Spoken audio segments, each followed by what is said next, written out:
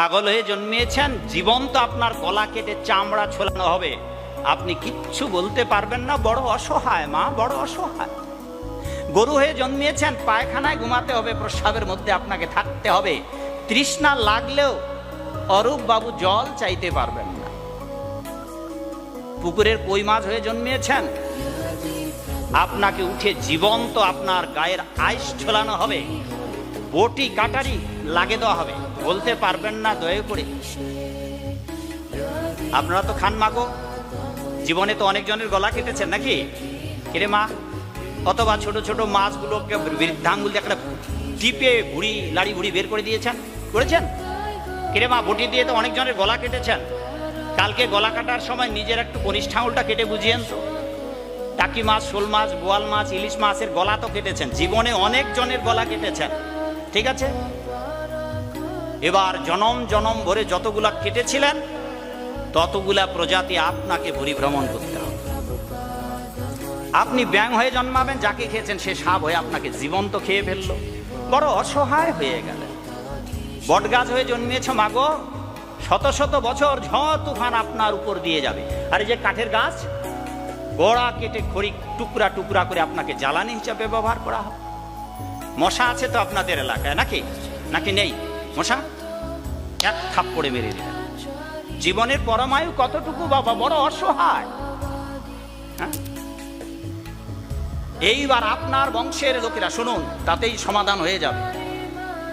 এইটা যদি বলেন তখন বিঘ্ন হবে আমার আলোচনায়, পরে বলবেন, মনে রাখুন, সময় পেলেই বলবেন। সেই জন্য বলেছে 2-3 দিন আলোচনার অনুষ্ঠানের আয়োজন করবেন, একদিনে এত সব বলা যাবে না। এইবার মাগো মাথায় উকুন আছে তো? কার কার মাথায় উকুন আছে মাগো দেখি? লক্ষ্মী মায়ের দল নাই উকুন কারো মাথায়? ও, উকুনের কথা শুনে তো আমার মাথায় চুলকাচ্ছে। হ্যাঁ, কিরে মানাই? ভাবছেন যে বাবা ভাগবত আসরে এইসব আরশোলা, তেলা পোকা, টিকটিকি, মশা মাছি, উকুনের গল্প, ওরে মা এগুলো আছে? এই যে আমি একজন ছোট লেখক, এই বইটাতে আছে। আপনার মাথায় যে উকুনগুলো আছে মা, ওগুলার অন্য কেউ নয় গো মা, হয় আপনার শ্বশুর, নয়তো ভাসুর, নয়তো বিয়াই। আপনাদের বাড়িতে তেলা পোকা, মশা মাছি, কুকুর, বেড়াল যা আছে সব আপনার বংশের, অধিকাংশ আপনার বংশের লোক। কারণ এই জগৎ সংসারে পাপকার্য করে স্বর্গ সুখ পুণ্য বলে আর পাপ বলে নরক ভোগের পর এই পৃথিবীতে আসছে তারা। আর এই পৃথিবীতে এসে আপনার বাড়ির, আপনার ভিটার মায়া ছাড়তে পারে নাই। এইবার ওরা পিঁপড়া, মশা মাছি হয়ে ওই যে 80 লক্ষ প্রজাতি ভ্রমণ আপনার বাড়িতে এসেই করবে। শুধু তাই নয়, তৃষ্ণার্ত হয়ে যখন কিছু খেতে পারবে না, আপনারা তো স্নান করেন বাবা সবাই, স্নান করার পর কাপড় নিংড়ান তো মা, নিংড়ানো জল আপনার পূর্বপুরুষদের, যদি আপনারা কৃষ্ণ ভক্ত না হন, যদি আপনারা পুণ্যকর্ম না করেন, বাড়িতে গীতা ভাগবত পাঠের আয়োজন না করেন, আপনার পূর্বপুরুষেরা আপনার বাড়িতে আসবে। আর কোনো কিছু যখন ভগবত প্রসাদ খাবার ব্যবস্থা করবেন না, তাদের উদ্দেশ্যে মহাভোগের আয়োজন করবেন না, তখন তারা তৃষ্ণার্ত হয়ে আপনাদের কাপড় নিংড়ানো জল অঞ্জলি বেঁধে খাবে। এ এক দুর্ভাগ্য বাবা। 2, এটাও যখন পাবে না, তখন মাগো আপনারা ঝাড়ু দিয়ে ঝেড়ে দেন তো, একটু আগে ঝাড়ু দিয়ে ঝাড়া হলো, এই ঝাড়ু দিয়ে ঝেড়ে দেওয়ার পর ঝাড়ুটা ময়লা হলে আপনারা ধুয়ে দেন, এই ঝাড়ুর জল খেতে হবে আপনার বংশের লোকদের। এটাও যখন পাবে না, আপনারা সকাল বিকাল হাত মুখ ধন তো আপনারা বাবা, হাত পা ধন না? হাত পা ধুয়ে যে জলটা পড়ে যাবে সেই জল তাদের চেটে পুটে খেতে হবে। আর এইগুলো আপনার বংশের লোকের, বড় অসহায়। এই রকম নিদারুণ যন্ত্রণার মধ্য দিয়ে পূর্বপুরুষদের যেতে হয়। শুধু তাই নয়, বিশেষ বিশেষ তিথিতে আপনার বাড়িতে আপনার পিতৃপুরুষেরা, গোষ্ঠীর লোকেরা সবাই আসবে। যাদেরকে আপনারা উদ্ধার করতে পারেন নাই, তারা এসে আপনার বাড়ির যে ঘরের চাল আছে, চালের এই সাইজ, ওখানে বসে থাকবে। ভোরবেলা আসবে, গোধূলি লগ্ন পর্যন্ত ওখানেই থাকবে। দেখবে যে আমার বংশের এরা কোনো ভালো কাজ করছে কিনা।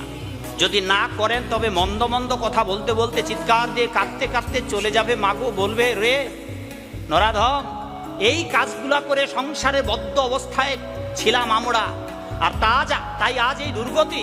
আবার তোমরাও ওগুলো করছো, তোমরাও সাধুদের কথা শুনছো না। ওরা হাউকাস করবে যে তোমরা কেউ গয়াধামে পিণ্ড দিতে যাচ্ছ না, আমাদের বংশে আজও কেউ গোবিন্দের ভক্ত হচ্ছে না। কি দুর্ভাগ্য আমাদের। এই বইটাতে সব লেখা আছে। এই বইটার নাম হচ্ছে শ্রাদ্ধ তত্ত্ব বিচার। যদি এটা শ্রাদ্ধের উপরে এখানে এই বর্ণনাগুলো রয়েছে, বড় অসহায় হয়ে যাব বাবা, বড় অসহায়। আপনাদের এলাকা খেজুরের গাছ আছে বাবা? খেজুরের গাছ দেখেছেন তো নাকি? হ্যাঁ আছে। না মরা পর্যন্ত আপনার দেহ কেটে কেটে আপনার রক্ত পান করা হয়। খেজুরের রস খায় না আপনাদের এলাকায়? কেটে কেটে একটা যাওয়ার সময় দেখবেন তো মা কোথাও খেজুরের গাছ দেখলে বড় অসহায়, দাঁড়িয়ে থাকতে হবে আপনাকে, পালাতে পারবেন না। যতদিন না মরবেন ততদিন আপনাকে ক্ষত বিক্ষত করা হবে। এইভাবে বহু জনম জনম, কত লক্ষ, 80 লক্ষ খেচর ভূচর নিশাচর উভচর জলজ স্থলজ অন্ডজ স্বেদজ সমস্ত প্রজাতির 80 লক্ষ জনি ভ্রমণ করবার পর 4 লক্ষ মনুষ্য জন্ম। কি করে 4 লক্ষ মনুষ্য জন্ম? এখনো আফ্রিকার জঙ্গলে অনেক মানুষ আছে যারা জীবনে কাপড় চোপড় পরে না, স্নান আদি করে না, অসভ্য, যাদেরকে ভাগবতে বলা হয়েছে হুন, পুলিন, খাস, আভির। এই সমস্ত মানুষ ধীরে ধীরে আজ আমরা সভ্য হয়েছি। এখন কাপড় চোপড় পরে মন্দিরে এসেছি ভাগবত কথা শুনবার জন্য। তারপরে এসেও যদি হেলা ভরে জীবনটা নষ্ট করা হয়, মাগো বাবা গো, আবার 80 লক্ষ প্রজাতি পরিভ্রমণের পর এই দুর্লভ মানব জীবন। এবার সেই দুর্লভ মানব জীবন আমরা পেয়ে গেছি। এটা ঠিক নৌকার মতো, নৌকা নিজে চলতে পারে না, একজন মাঝির দরকার। এটা আমাদের নৌকা, আর একজন যথার্থ গুরুর সান্নিধ্যে গিয়ে এই দেহ তরিটাকে ভবপার দিয়ে ওপারে নিয়ে যাওয়ার একটা সুযোগ।